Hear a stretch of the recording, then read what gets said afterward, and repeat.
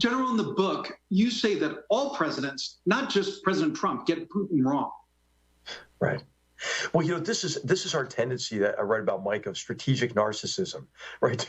To define the world only in relation to us, and to think that the future course of events depends on what we're going to do. So, hey, if we could just get a better relationship with Putin, he's gonna change. He'll be like the Grinch, at Christmas. His heart will grow 2 sizes bigger. He'll stop his disruptive campaign against us. And of course, we had President George W. Bush went to visit Putin and said, hey, he looked into his soul. And Secretary of State Hillary Clinton brought the reset button to Lavrov, and President Obama leaned over to Medvedev, remember, who was keeping the seat warm for Putin, saying, hey, I'll have more flexibility after the election. We traded off some missile defenses in Poland in the hopes that, hey, maybe they'll see that we really are wanting to welcome them back into the Western community. And then, of course, President Trump finds it difficult to criticize Putin for some reason. I think under the belief, he keeps saying, oh, wouldn't it be great if we have a great relationship with Putin? So much of what I write about in Battlegrounds is it's not going to get better with Putin. And the reason it's not is the ideology and emotion that drives him. He is driven by a sense of honor lost associated with the breakup of the Soviet Union and the loss of the Cold War. And then also this drive to restore Russia to national greatness. As I mentioned, he can't do that on his own terms because he doesn't have the resources to do it. So he's determined to drag us all down like the KGB operator he is. He's quite adept at it. He's one of the best liars in the world, deceivers in the world. And so one of the lessons of Battlegrounds, I think, is, hey, let's just stop being chumps about this, right? Let's recognize Putin for who he is and compete more effectively, mainly by, I think, imposing additional costs on the Kremlin beyond those that they factor into their decision-making when they take these aggressive actions, whether it's the annexation of Crimea, the invasion of Ukraine, the attempted poisoning of Sergei Skripal and his daughter, or more recently, Navalny. I think Putin is continued to be emboldened because we and Europe haven't together imposed costs on him. Think about the Nord Stream 2 gas pipeline, for example, in Germany. I think that could be powerful if there are real economic costs for this sustained campaign of aggression against us. General McMaster, you mentioned that the president's been reluctant to criticize Putin. It's funny, you and other former administration officials are reluctant to criticize him. Why do you think that the criticism of the president is so muted by the people who've been in that building and have really seen what happened?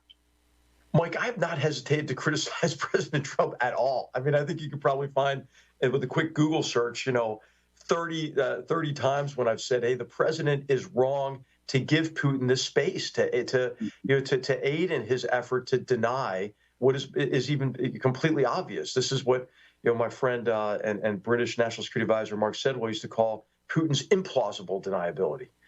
So I think I think it's very important to criticize failures of policy and actions by the president, by others, in giving Putin the space. And what I write about in Battlegrounds, I criticize really both political parties, because I think what we've seen, Mike, is a tendency for leaders within both parties to compromise our principles as Americans for partisan political advantage, right?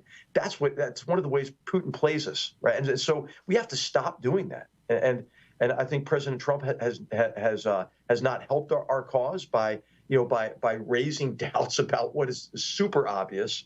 But what I describe in the book is President Trump's tendency to conflate three related questions, but distinct questions, right? Did they meddle in the election? Heck, yes, they did.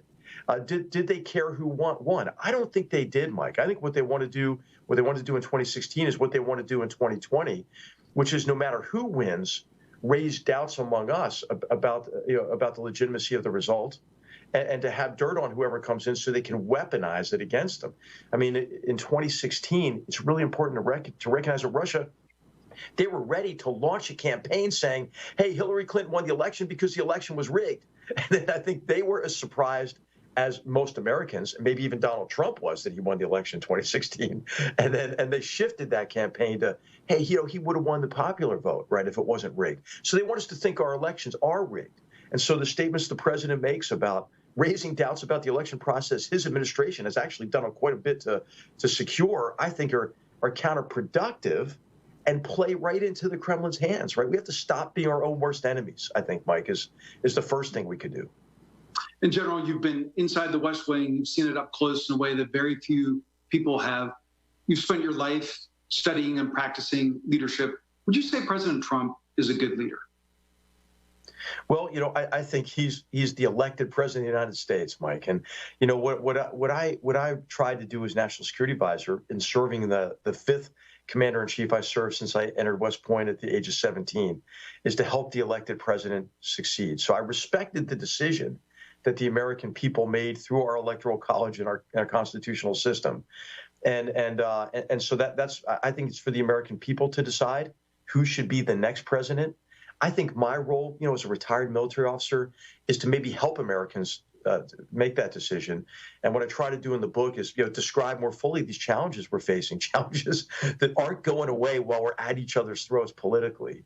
And I hope that what readers might be able to do is use that description as evaluation criteria, for both candidates on foreign policy. Sadly, Mike, nobody's talking about foreign policy. Nobody's talking about these challenges because we are so enmeshed in this partisanship and the personalization of politics these days.